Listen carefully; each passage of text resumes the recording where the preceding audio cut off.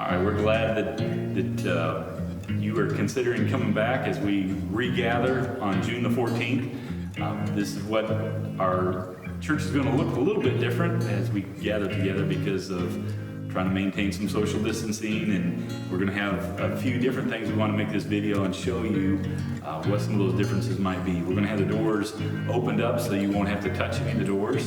And again, we remind you as you think about June the 14th and coming out and regathering, we don't want you to come out if you feel uncomfortable. If you have any sense that you might be sick, running a fever, anything like that, please stay home. We're gonna be putting the video of the service online at 10 o'clock on Facebook. We might try to also put that on our website as well. But we're certainly going to have that available online in some format. So we want you to know that you're not going to miss out on anything if you have to stay home or feel more comfortable staying home. But we're not going to have name tags when you come in. I know that many of you are used to wearing your name tag when you come in. We're trying to avoid contact with services as much as possible. So no name tags, no bulletins also. And we're using some of the recommendations coming from our district. We're trying to heed the counsel that they're offering us, and we're going to encourage you to wear a face mask as well. Try to have everybody wearing a face mask. Those up on the platform will not be wearing a face mask because just to be able to communicate more clearly, this will work best for us to be up on the platform without a face mask. So the services are going to try to be a little bit shorter, but if you need to use the restroom, we're going to have these facilities opened up here on the right-hand side as you walk in to the sanctuary. We just encourage you to try to utilize those and avoid, making as much contact as possible. We don't have a janitor at this time, so we're just using volunteers to do the sanitation and the cleaning. And so the confined area is going to work best for us, I think, at this point. So as you come into the sanctuary, we're going to have these tables set up with the offering plates. We're going to have some of the envelopes available here if you need to use one of those, but we're not going to be passing the offering plates as normal in our services. We need to do this for a while just, again, to avoid some contamination and cross-contamination, that sort of thing. So if you have your check that you want to drop it in, you can drop it in as you come in or as you leave. But we appreciate all your faithfulness in your giving, but we're not going to have pens also available. So if you need to fill out one of these envelopes, we want to encourage you to bring your own writing instrument as you come in. We'll probably have some ushers here that will be guiding us to the pews, seating us. Again, they're going to just try to help us utilize all the space we have. With the social distancing, we need to take advantage of all the space that we can. So we're going to have them seat us in appropriate locations.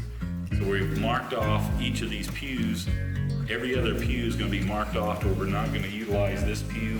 And as they seat you and give you a particular pew, beginning at the beginning and moving towards the back, we're going to encourage you. You can sit together as a family, but again, try to maintain the social distancing and the space that you might have. And then when we are dismissed, it's going to be kind of like a wedding or maybe even a funeral.